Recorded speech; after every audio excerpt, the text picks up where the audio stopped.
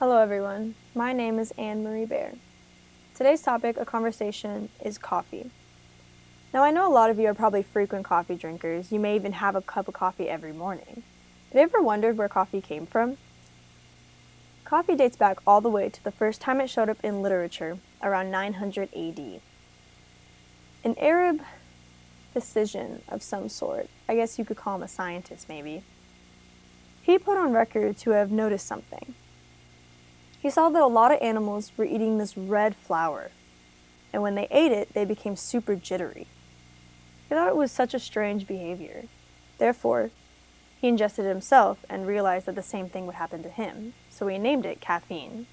And this was the very first time that this would be brought up in order to create what we know now as coffee. All the way to 600 AD, in the Arab country, growing this was very popular.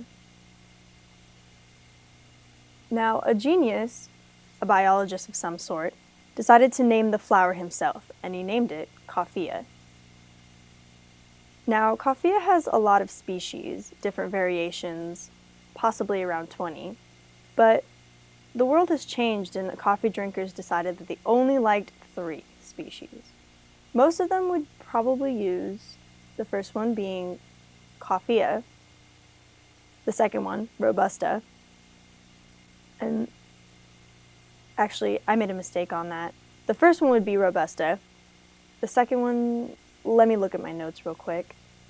The second one would be arabica, and the third one would be liberica. Now, liberica isn't really preferred. Not a lot of people use it, and most people will use either arabica or robusta or arabica. Now, the spread of this started all the way in the Arabic country, around the 15th century or so. In the country of Turkey, they noticed the spread of this and how many people liked it, so they wanted to do the same. All the way to the 16th century, to around 1615, which is actually the 17th century, Italy also began to realize how much people liked it, as well as France. This dated all the way to the late 16th or 17th century. Now, if you're wondering how it came here to America, it came here by a man named Gabriel de Matitude. He heard about the strong business that's been spreading about this special flower of some sort, and he noticed that most of it was growing in a warm temperature place. So, he wanted to collaborate with someone in order to make this business better. He wanted to bring this all the way to America and grow it. He realized that a lot of people would want this. So he asked different places whether they'd want to. Now, he went to France. He stole a boat and ended up going to France. So he went to go talk to the government about doing this widespread trade of coffee and wondered if he wanted to do it. But he didn't really want to decide. Therefore, Gabriel went to his wife. After much flattery, his wife eventually said yes. She took the flower herself and began to plant it places. Afterwards, Gabriel went to Brazil. And since then, coffee has spread very widely across the US and South America. Now this went all the way not only to America, but also to Africa as well, and places in China and Asia. They decided that they needed to go to places that were warm year-round. And so places like Europe and North weren't very ideal because it got so cold. But Africa and America, South America to be precise, their warm temperatures allowed for pristine conditions in order to grow coffee. Now, the smallest production would be in Jamaica. Most coffee from there is very delicious and smooth, but it's such a small production of it that not a lot of people had noticed that it was there, until Japan decided to buy the most delicious, expensive amounts of coffee, which ranged between $40 for maybe 16, 17 pounds of it. It was about $4 a pound when it started there, even though Jamaica was such a small world production of it. Now this spread across the world. Robusta began up in Europe where it became very popular. America is more of an Arabica. They prefer Arabica much more than Robusta. Robusta is very easy to grow. It's very strong. And growing it is so easy. Meanwhile, the others are not that easy. Now, Arabica, you have to be very specific with it. You need to put every single plant in there and you need to take care of it a lot. However, the other one, you don't really need to. Arabica is very special because instead of having to pick the bean off of the plant, it just falls off on its own. That way you know that it's ready.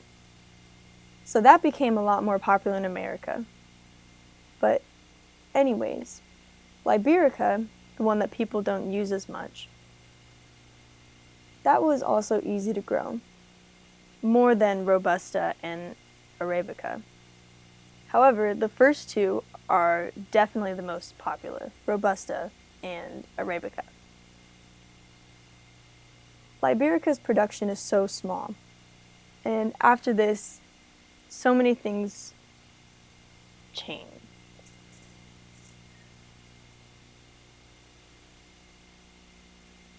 They decided to grow it in countries that were dry, mainly like a desert that had little production of water. In order to grow it, they had to wait a little bit. They turned over the soil and tried to make the ground even, but it had to be dry. Once it did so, the beans would be dry and they could pick them off one by one. Yes, they have machines in order to do that, but instead they did it one by one. They mainly went to places that didn't have as much water.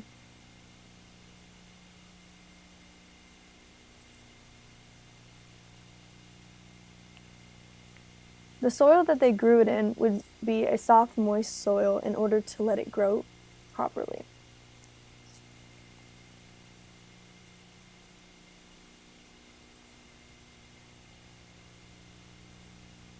The beans that they got from this were smooth, small beans, and they put it into a rotisserie in order to make it into more of a powdery substance rather than the beans. After this was finished, they would put it in the sun in order to let it dry.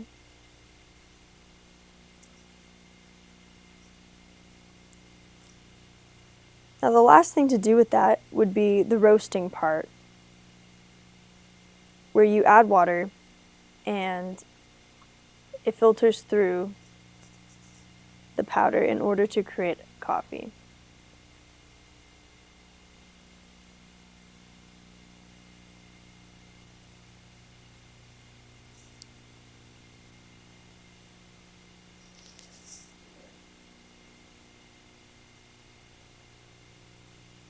There's a lot of different things that changed within the routine of how to create this coffee.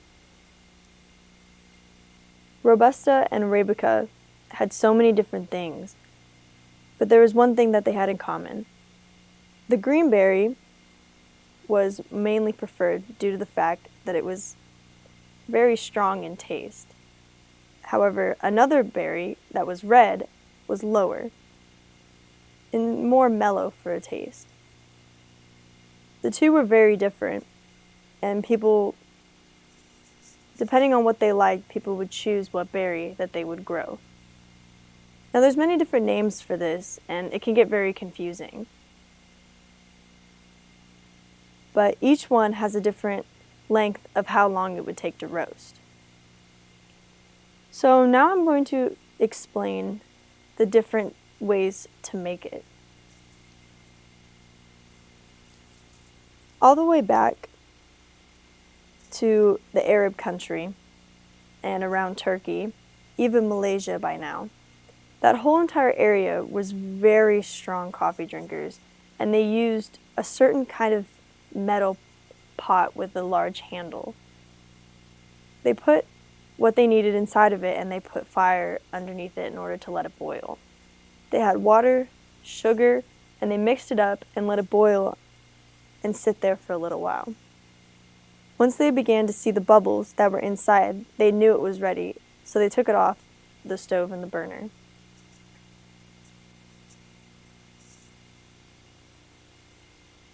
Most people waited to what they specifically preferred.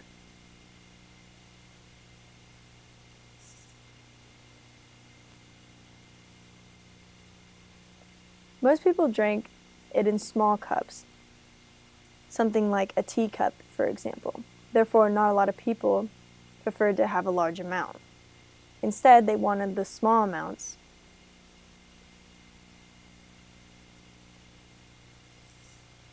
This was also common in Greece and in Europe and Arabian country.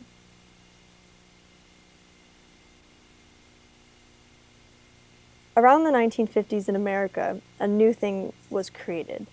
It was a glass pot where they could stick the coffee grinds inside with the water, and it would drip into a different part of the mug. But Europe, being a strong coffee drinker, they created a machine that instead of boiling from the bottom, it would drip from the top. This was commonly named an espresso due to the fact that it was so strong in taste and high in caffeine. Now, this was around $40 or so it was kind of expensive to make.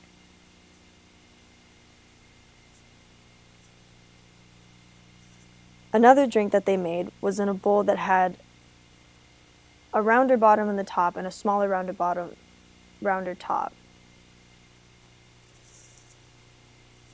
In here, the water would boil and it would create some sort of steam. Now, of course, there's so many different kinds of coffee.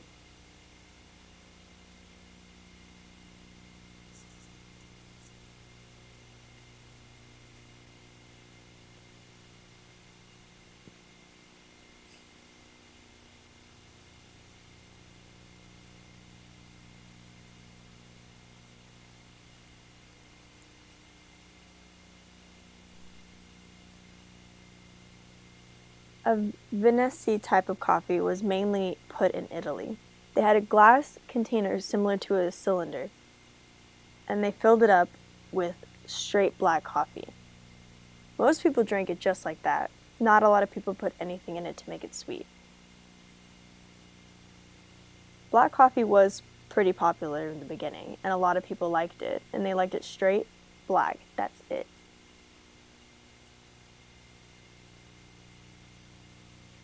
Now, a lot of people would drink this in a short amount.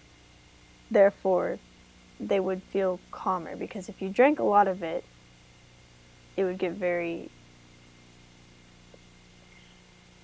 What I'm going to talk about now is a cappuccino, which I'm sure you all know about. They put around 2/3 or 1/3 of hot water in with the coffee, and they make a sort of froth on top. They put the water, they let it boil, and I'm talking really hot water. They put it in a small cup, and they put it underneath a machine that turns it and makes it frothy. They take it and they pour it into something else and put the froth on top. They put things on top like cinnamon or other spices that you would want with your coffee. Now, you can ask your friends what they use at home to make their coffee, what kind of machine, if they use hot water or anything like that. Anything honestly works well, any kind of machine. Whatever you need that works for you, that's what you should use. You can use your own thing at home to create the best coffee that you like. And yes, there's different things in Italy and France, different kinds of cups that they use, different forms, all the different kinds that have odd handles and allow for it to burn and boil and use for fire in order to make the coffee. And there's a lot of different ways to do so.